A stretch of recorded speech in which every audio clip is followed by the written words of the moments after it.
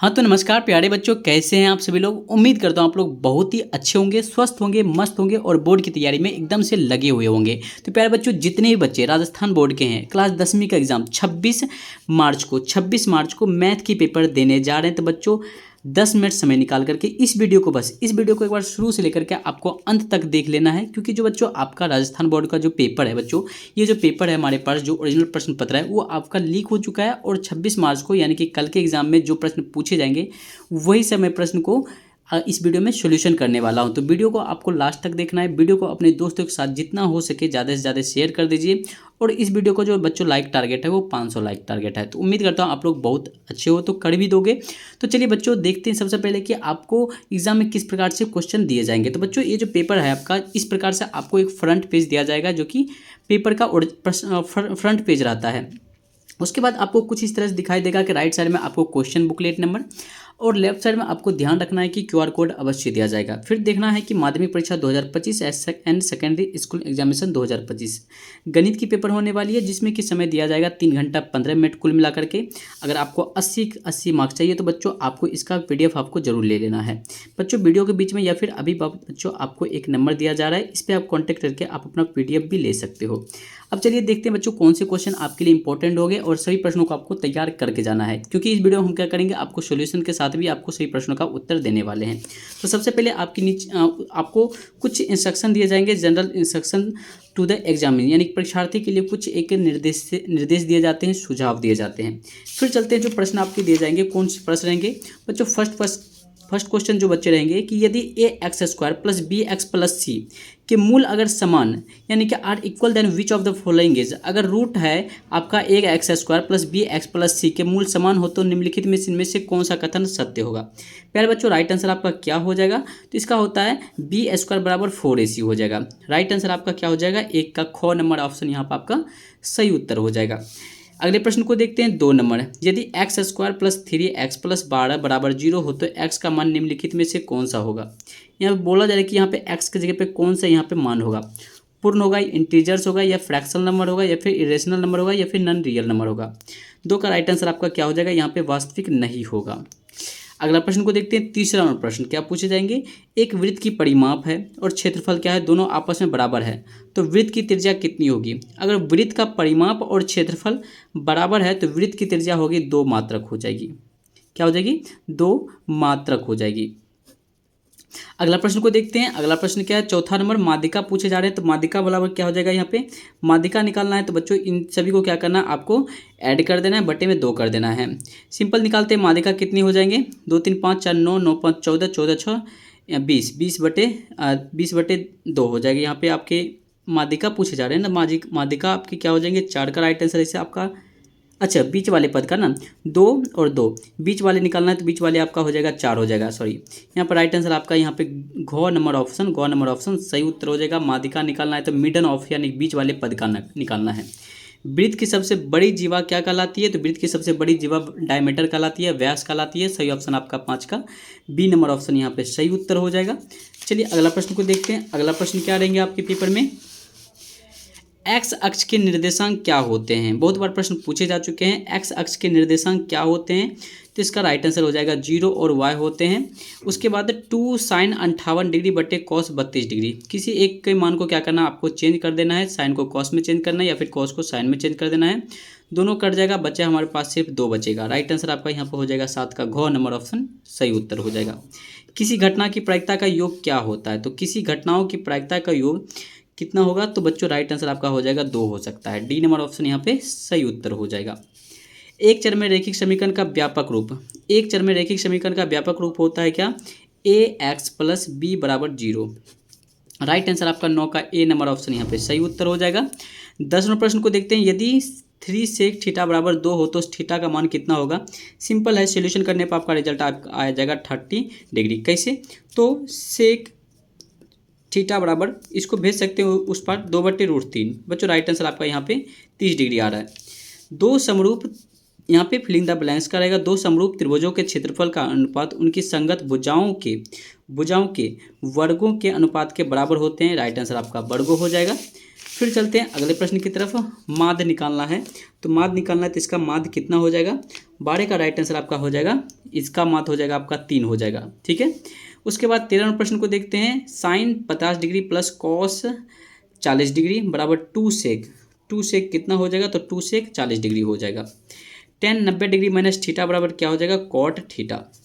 किसी वृत्त की स्पर्श रेखा डैश बिंदु पर स्पर्श करती है, तो एक बिंदु पर स्पर्श करती है।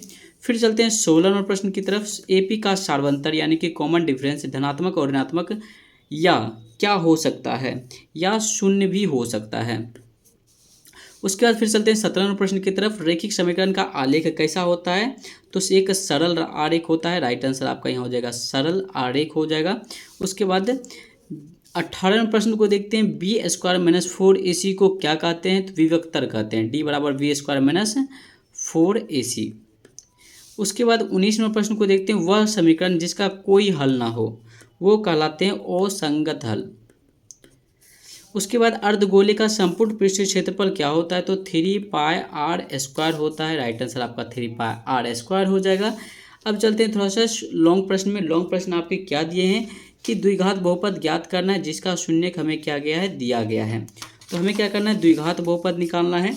तो द्विघात बहुपद दिया गया है, एक का शून्यक दिया है, यानी कि एक मूलों का योगफल एक निकालना है, एक मूलों का गुणनफल निकालना है। ठीक है, मूलों का योगफल करना है तो √3 + 1 प्लस का √3 - 1 बराबर 2√3 हो जाएगा। गुणनफल निकालेंगे तो क्या हो जाएगा, √3 + 1 गुना √3 - 1। ठीक है, इसको हम तोड़ सकते हैं, एक इसको किस फॉर्म में तोड़ सकते हैं, AQ + BQ में इसमें तोड़ सकते हैं। तो इसको क्या करना आपको, सिंपल अभी कुछ नहीं करना, √3 + 1 √3 - 1 को तोड़ना है। तो यहाँ पे निकल के क्या हो जाएगा, तो √3 का स्क्वायर, उसके बाद माइनस यहाँ पे क्या हो जाएगा, -1 का स्क्वायर हम लिख सकते हैं। उसके बाद बराबर √3 तोड़ेंगे तो ये क्या हो जाएगा, रूट और स्क्वायर कैंसिल हो जाएगा, 3 - 1 बराबर 2 हो जाएगा। यानी मूलों का गुणनफल हो गया हमारा 2, मूलों का योगफल हो गया 2√3। हमें निकालना है द्विघात समीकरण। द्विघात समीकरण, द्विघात समीकरण होता है x² - dash plus into x plus. अब यहाँ पे मूलों का दे देना है आपको, यहाँ पे गुणनफल देना है, यहाँ पे योगफल देना है। तो गुणनफल कितना है आपका, तो x² - 2√3 प्लस x प्लस गुणनफल कितना है, 2 है। ये आपका यहाँ पे राइट आंसर हो जाएगा। फिर चलते हैं A1/A2 B1/B2 और C1/C2 का तुलना कर बताएं कि रैखिक समीकरण 2x - 3y बराबर 8 और 4x - 6y बराबर 9 संगत है या फिर असंगत है। क्या करना है, सिंपली आपको कटना है 2/4 - 3/6 8/9। दोनों कट रहा है 1/2 में 1/2 में, और ये कट रहा है नहीं, क्योंकि क्या हो जाएगा, A1/A2 बराबर B1/B2 does not equal to C1/C2, यानी कि ये हमारा कौन सा हल हो जाएगा, ये हमारा हो जाएगा असंगत हल हो जाएगा। ठीक है, अब चलते हैं। दो क्रमागत धनात्मक पूर्णांकों का गुणनफल दिया गया है 240। इनको द्विघात समीकरण में हमें क्या करना है, स्थापित करना है। दो क्रमागत, एक क्रमागत x लिख लो, दूसरा क्रमागत x + 1। तो प्रथम क्रमागत क्या होगा, x × x + 1 बराबर 240। तो x² + x बराबर 240। तो x² प्लस x माइनस का 240, ये द्विघात बहुपद में आ गया, ये हमारा फाइनल आंसर हो गया। फिर चलते हैं 24वें प्रश्न की तरफ।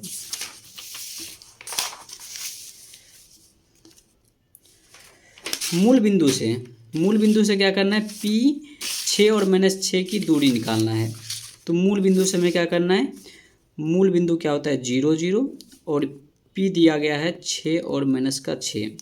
रूट अंदर x2 - x1 का whole square plus y2 - y1 का होल स्क्वायर, 6 - 0 का होल स्क्वायर प्लस -6 - 0 का होल स्क्वायर। तो एक 6 का स्क्वायर हो गया, एक -6 का स्क्वायर हो गया। 6 चौके 36 प्लस 6 चौके 36, क्योंकि माइनस का चिन्ह चेंज हो जाएगा, तो हो गया हमारा रूट अंदर 72, यानी कि 6√2 आंसर हो गया।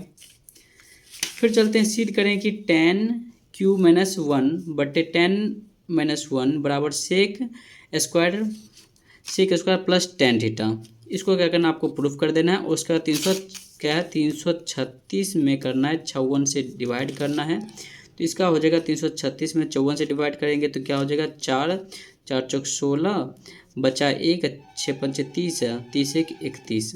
ठीक है, 316 हुआ, 0 उसके बाद 2 कैंसिल, 0 और 2 कैंसिल हो गया। इसका निकालना है हमें 54।